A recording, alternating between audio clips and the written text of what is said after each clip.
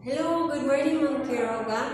I'm Wendy Montortan, and now I'm taking a video on my report, and it is all about absence upon by Elizabeth Jennings. Before I start my report, I would like to have some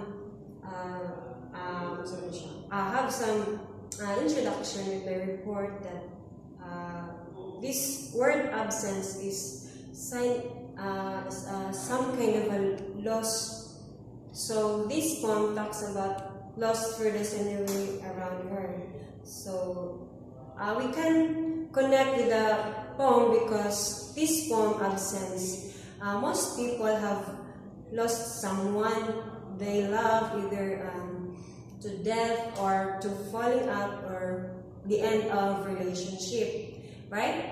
So we all experience that kind of losses. So when someone disappears, part of the shock is that other things stay the same. So in this poem, the speaker talks about going to a place where she last was when she met that person about whom the poem is written. So she is disturbed by the lack of change that has taken place, while everything inside of her had changed. So it seemed that nothing on the outside had changed.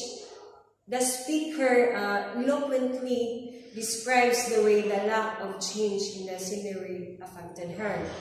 So let's proceed to the poem, Absence by Elizabeth Jennings. So the first stanza we have here, I visited the place where we last met. Nothing was changed. The gardens were well tended. The fountains sprayed their usual steady jet. There was no sign that anything had ended, and nothing to instruct me to forget. So in the first stanza, the speaker opens this poem which can be read in full here. I visited the place where we last met. So it is in second person, revealing to the readers that she is addressing someone who has been significant in her life. It's also clear in the first line that the person is not in her life anymore, right? Because she has made the effort to visit the place where they last met. So this person was clearly important to her because she purposefully visit or went to the place where she had last been with the person. So in the next line, nothing was changed. The gardens were well tended. So the speaker notes that nothing was changed. So this may not seem significant at first, but it quickly becomes clear how very important this is to the speaker, as she notes that the gardens were still well tended as they always had been, and the fountains continues to work as they should. So this indicates that she has taken note life going on as normal, because she doesn't observe any changes with the physical appearance of the environment she visited. So which means that people were still tending to the gardens as they always had. So there was no sign. There was no sign that anything had ended, and nothing to instruct me to forget. So someone still set up the fountain and maintained it. So this reveals a lack of change in other people's lives. This seems unfamiliar to the speaker because her own life changed so much. So this indicates that the loss to which the speaker refers being monumental in her life. So if it had not been a life-altering loss, she would not have taken note of the fact that other people's lives seem to go on as normal. So me, I will share my experience with my brother, as He died recently with a vehicular accident. So I pretend that it is everything is normal outside. So there has no changes physically, but emotionally and deep in my heart, I know that I miss my brother. And this implies that the speaker has likely experienced the death of someone close or perhaps the end, or a romantic relationship, end of a romantic relationship. In either case, her life and future would have been altered entirely. So her notice of all has stayed the same in the place where she visited. So she cannot comprehend how day-to-day life can go on normally around her when her own life has been so drastically altered. So the way the speaker portrays this allows readers to connect with the poem. So most people have experienced loss, right? So we all experience losses, loss of friends, maybe in our family, our boyfriends or girlfriends. So we have that kind of feeling that environment and us has nothing has changed, but emotionally and deep in our heart, we observed absence with a person that it is very important to us. So in the second stanza, the thoughtless birds that shoot out of the trees, singing an ecstasy I could not share, played tuning in my thoughts. Surely in these pleasures there could not be a pain to bear, or any discord shake the level of breeze. So this stanza opened with the phrase thoughtless birds. So this reveals the speaker's sense of anger at the loss she has experienced. She wonders how the birds could go on singing in ecstasy. So when such tragic loss has taken place, so sing an ecstasy I could not share. So played tuning in my thoughts. Surely in the pleasures there could not be a pain to bear. So the speaker refers to the feeling that life should not go on when such a loss has happened. The birds, however, are clearly unaware of the events of the speaker's life, and so they go on singing.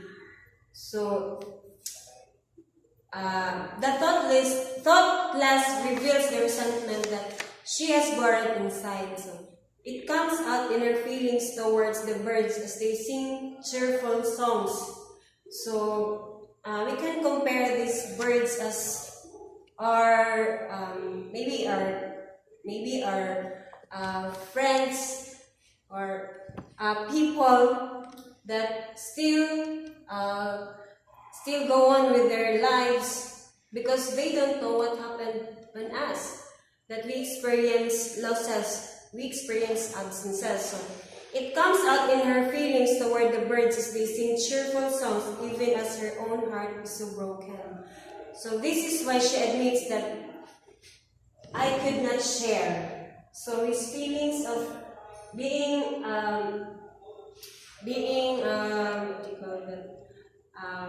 broken, I could not share.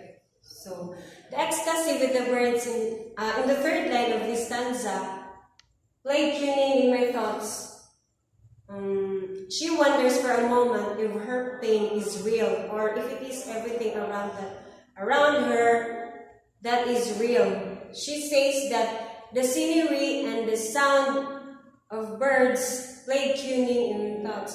She suddenly wondered how there could possibly be such pain in the world when she says, surely in this pleasure there could not be a pain to bear, or could not be a pain to bear or any discord. So the speaker is trying to wrap her mind around the fact that pleasure and pain exist together. So we all know that. It seems to her that either the pleasure in the gardens and the singing of the birds is not real, or the pain loss she has experienced is not real. She cannot understand how both feelings could exist within her heart at the same time. So next stanza. It was because the place was just the same that made your absence seem of savage force. For under all the gentleness there came an earthquake tremor, fountain, birds and grass were shaken by my thinking of your name. So in the last stanza, the speaker concludes that the reason she feels both pleasure and intense pain at once is because she was in a place that brought back sweeter memories. So like reminiscing the past when they were together, they were there in the gardens. So with those sweeter memories, and yet simultaneously reminded her of what she no longer had. So she cannot turn back the time. So she was upset on that. So she believes that because the place she visited was just the same as it had been when she was there and the person to whom she speak, it made the absence seem a savage force. So she states here that made your absence seem a savage force. So the speaker, like anyone who has dealt with grief, knows the pain. So the pain can come and go in waves. So in waves. So the absence seems savage force. So the speaker, like anyone who has dealt with grief, knows that the pain can come and go in waves that leave one feeling crushed and empty. So this is what she experiences when she comes to the place where she last met the one. So the one she lost. So even though at first she experienced the beauty of the garden, as she speaks here in the first stanza, the beauty of the garden, which states here well tended, the fountains sprayed, the usual stages, there is no sign that anything had ended. So even though at first she experienced the beauty of the garden as she visited and hear the cheerful sounds of the birds, her visit ended in grief. So she explains in the third stanza that for under all the gentleness they came an earthquake tremor. The earthquake tremor. What do you call this one? Thus, by the end of her poem, she reveals that nothing was the same after all. Even though the place looked the same and the birds sang the same tune, there was an underlying pain that shook her to her core like an earthquake. So she states here that in the third stanza, an earthquake tremor, fountain, birds and grass were shaken by my thinking of your name. So everything was undeniably different. Though it may appear the same on the outside, and speaker says to the one she's lost, fountain, birds, and grass were shaken by my thinking of your name. So her confusion in the second stanza is made clear here. So she wonders for a moment whether the pain is real.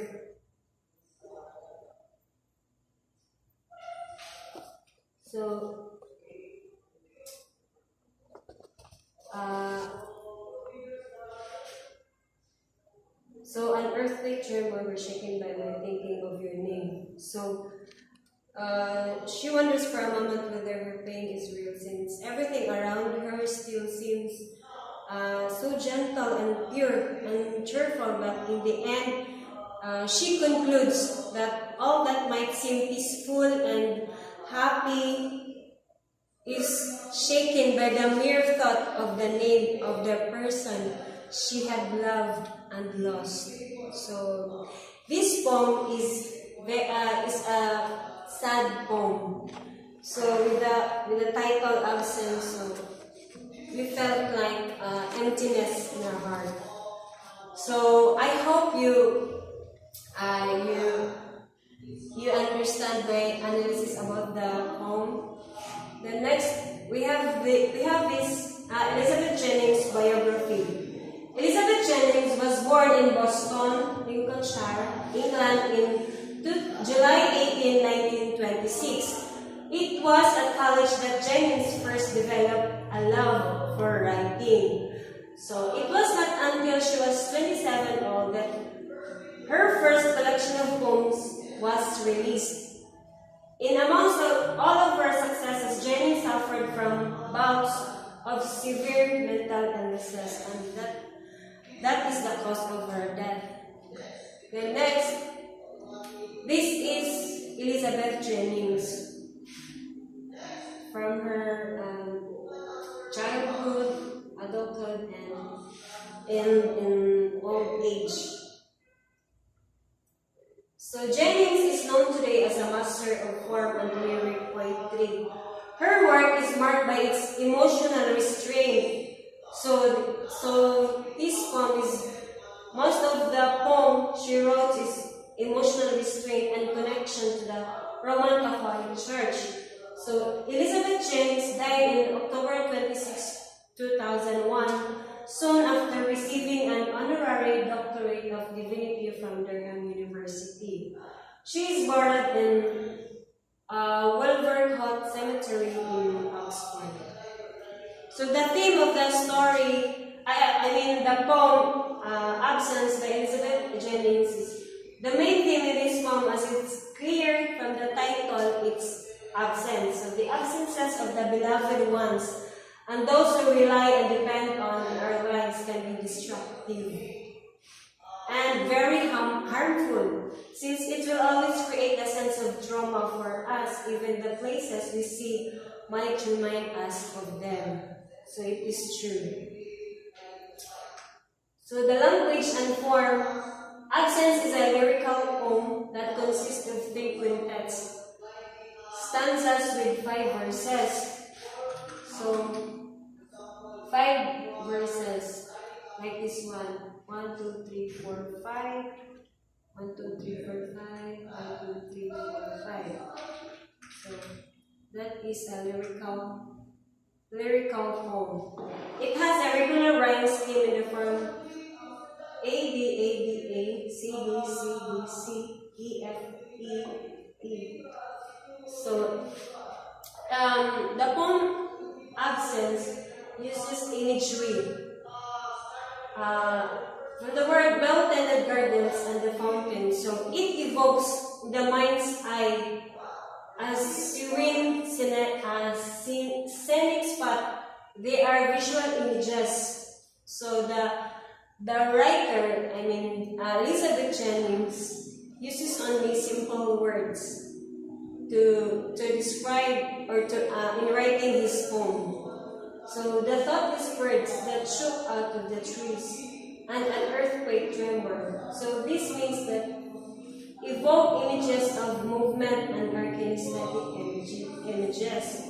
So there is also hyperbole in the way the mere thought of the name of loved one can feel like an earthquake tremor. So usually kung nadungga na to ang word nga pangalan nga kanang na-miss na to, kuhaan jud ta kanang murag kuhaan jud na to, ma-feel jud na to deep inside in our heart that we miss that person,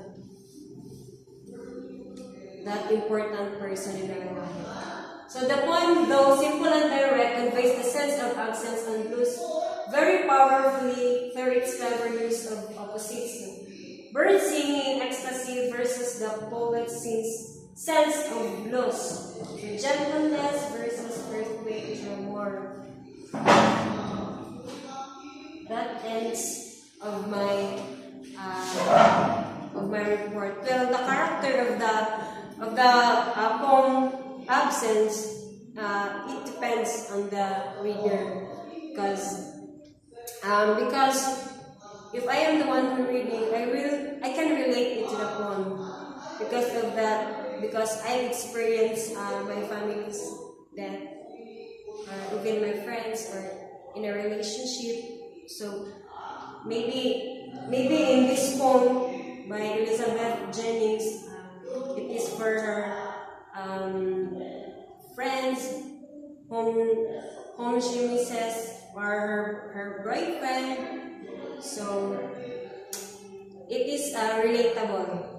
Thank you for listening my report, and hope you understand my report. Thank you.